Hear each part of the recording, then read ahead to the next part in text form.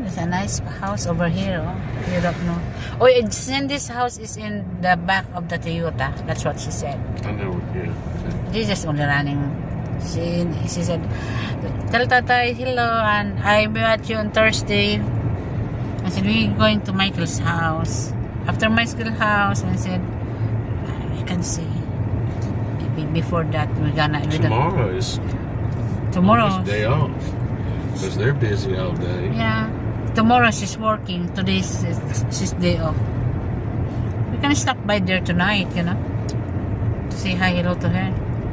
See how I feel later. Ah? I'll see how I feel. Yeah. We don't do anything tonight. She's not busy. Get to something to Walmart. Masakit na sa... Hello guys. Good morning, good evening. Ayan, nag-argue kami ng asawa ko kasi nagugutom na ako. Sabi ko sa kanya, I'm hungry hipo.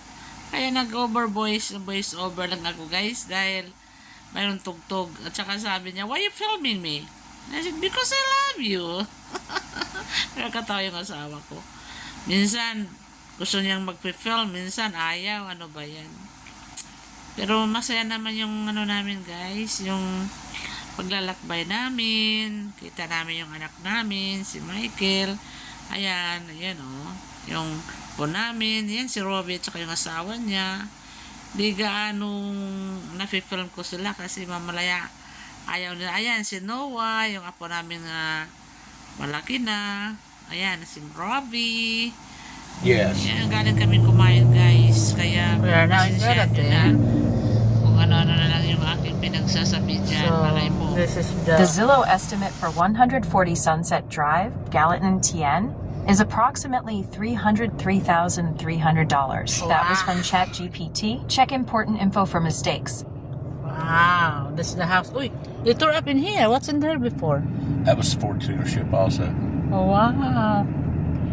Like, Gallatin is blowing up this time. Must be. Good Lord. Because according to Jan, Sunday, the house is very expensive now here. Crazy expensive. Harbor Freight. It's Harbor Freight. Oh, Harbor Freight. McDonald, McDonald before. Same one. Yeah. All right. Okay. Ayan mga kapatid, tapos namin kumain. Lakwatsa naman kami dyan sa Gallatin. Ikot-ikot. Patugtog kasi yung asawa ko guys. Kaya, ayan, voice over again. Alam nyo na, puting kita lang, kakainin pa ng CPR. Ayan. Dyan po kami dati nakatira nung araw, way back 2003. Nasa Gallatin po ako sa Tennessee. Ayan. Pasyal-pasyal kami dyan. Tinitingnan namin yung dati naming pinupuntahan. Kaya nag-enjoy din kami kahit paano. Malayo nga lang guys. From Virginia to Tennessee. Layo ng biyahe guys. Kung straight yung pagdadrive mo, 13 hours. Pero ang ginagawa namin, stop over kami sa isang lugar. Kukuha kami ng hotel at magpapahinga bago kami tutuloy papuntang Virginia pabalik. Kung papunta naman kami sa Tennessee, ganun din.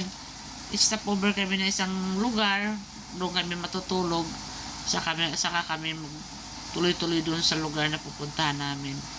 Na-enjoy lang namin guys, tinitingnan namin yung mga bagong establishment dyan sa Sumner County. Ayan, kumain ulit kami guys. Oh. Gutom na. gutom na. Ayan guys, nag-order lang ako dyan ng unsweet tea. Ayan, nilalagyan ko ng Splenda. Los ko Lord.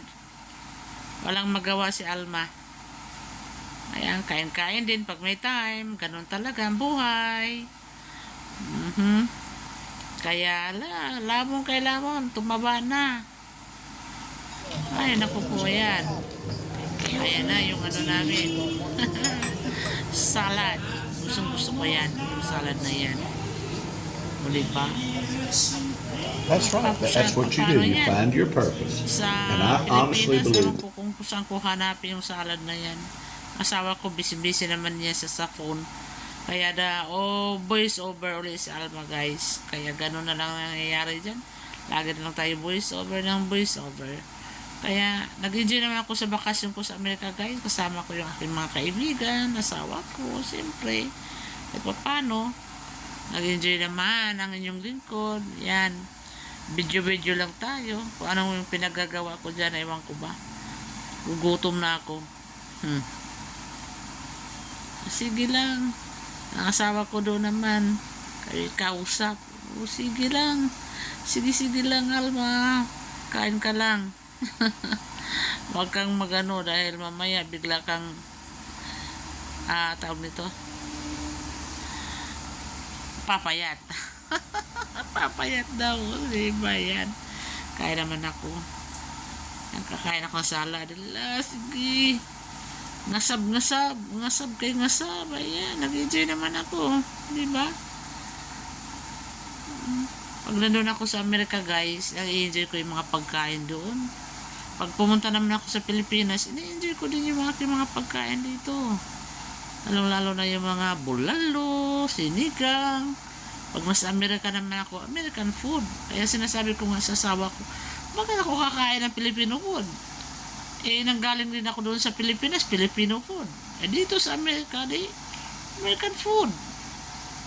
O, diba? Oh, ang laki ng jacket ko dyan. Ay, winter na winter. Lamig na lamig sa labas. Sige lang, pag sinabi ng asawa ko, kain tayo sa labas. Ayan, madali pa sa alas 4 pagbihis si Alma. Pero pag sabi maglakwat sa tayo sa labas, walang kain. Ayaw ko, guys, ay malamig. Ayan, nasinok pa tuloy ako. O, diba? Enjoy lang pag may time. Ganyan lang talaga ang buhay.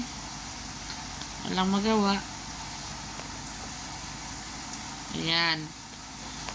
Lamon kay lamon. Ano pa inintay nyo? Diba? Masaya-saya. Dahil na mabubusog.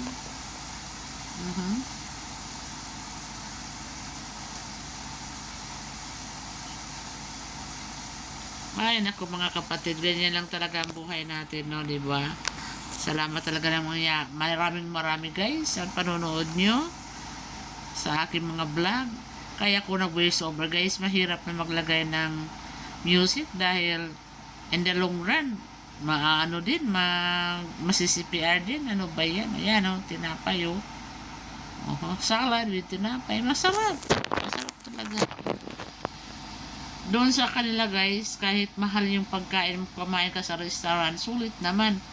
Dahil kasama yung drinks, kasama na yung salad, kasama na yung main menu, ayan, oh. Kasama na lahat. Sabay-sabay mo bayaran yan. Ayan, oh. Ano naman kaming dyan. Ano ba yung sa kabila? Ang gusto ko, spinach dip. Spinach dip, sarap-sarap. Yan, puro cheese yan. Wala talagang magawa. Lamon kay lamon, Alma. Dahil ang asawa mo magbabayad yan. Enjoy mo lang. Kahit pa paano. Sige, ngasab-ngasab. Wala pa talaga, guys, oh. Nabusog na ako. Yung asawa ko naman, nasa telepono pa din. Wala akong pakialam. Kain ako ng salad. Gusto ko talaga yung salad. Yan lang, guys. Hindi po mamakain yung yung main menu mo. Ba yan? Mga salad pa lang. Wala na. Yun ang sinasabi nila, side dish. Bili ka ng order ka ng steak. May side dish na yan, tinapay at saka salad. Pili ka.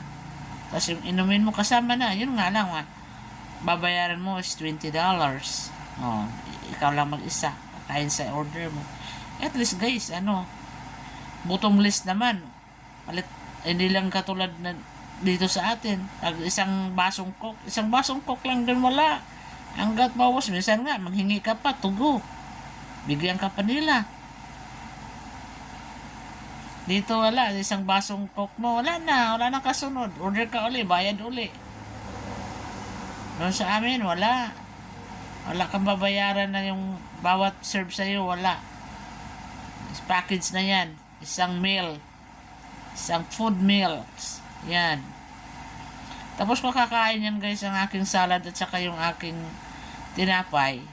Mayroon pa yung kasunod na yung pinaka-main menu ko. At, yan, ubos na, I think, yung ano ko dyan, ay lasagna or spaghetti.